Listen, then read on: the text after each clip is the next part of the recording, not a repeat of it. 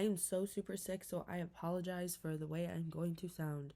Um, I do believe that words have a lot of power behind them, especially in the manners in which we use those words. I don't have a cultural identity really other than being Americanized. Like, I'm just an American. Um, I am Polish and Norwegian and Irish, but I don't have any of those customs that we brought, I guess, with us into the United States when my family moved here a long time ago, way before I was born. Um, so I'm really just American. Although that's a part of my lineage, I'm really just an American. Um, but I do believe that the two words that I have seen, especially after the elections and COVID and the riots that have seemed to be kind of unfair accusations of every white American, is that they're racist and that they're privileged.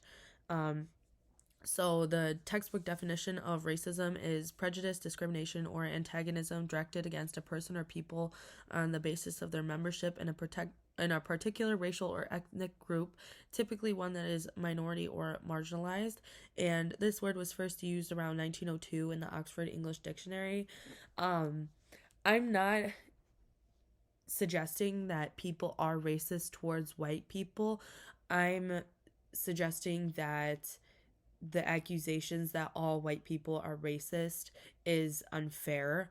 Um, this most recent election was the only election I was able to vote in. I just turned 18, and I did not know anything about politics. Tensions seemed to be very, very high after our most recent president and the recent election. And, it seemed to be like if you aligned yourself with the Republican Party or you voted Republican, you were automatically a racist, like you didn't care for other groups of people.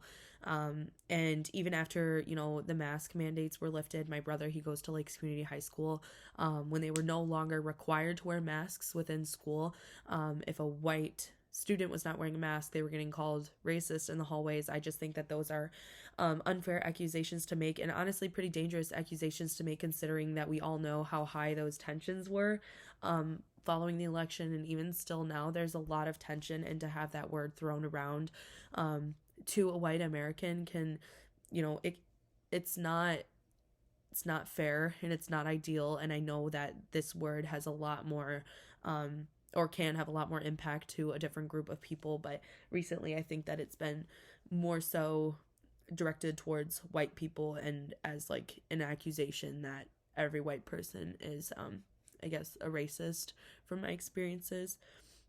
The next word is privileged, which is defined as having special rights, advantages, or immunities. And this word was first used around 1988 in the McIntosh um, paper, which was called White Privilege and Male Privilege. Um, and I know that because I am a white American, that I am privileged. I've been very lucky to be afforded the life that I live today. And I don't necessarily think that it's fair to look at, a family or like their house or whatever, like materialistic things, and be like they are privileged.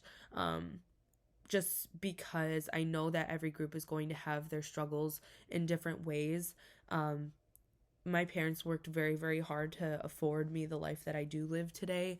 And it wasn't always easy for them. Like, life for everybody is not always easy, but I don't think that it's fair to judge someone or base their privilege based off of materialistic things. Like I'm a pretty middle class citizen, but my parents worked very hard for everything that we have, and I know that systematically things will tend to go in my favor for many things when it comes to privilege or white privilege. But I don't think that that's a fair accusation to make based on materialistic things, which seems to be very, very common today. White privilege is based off of materialistic things.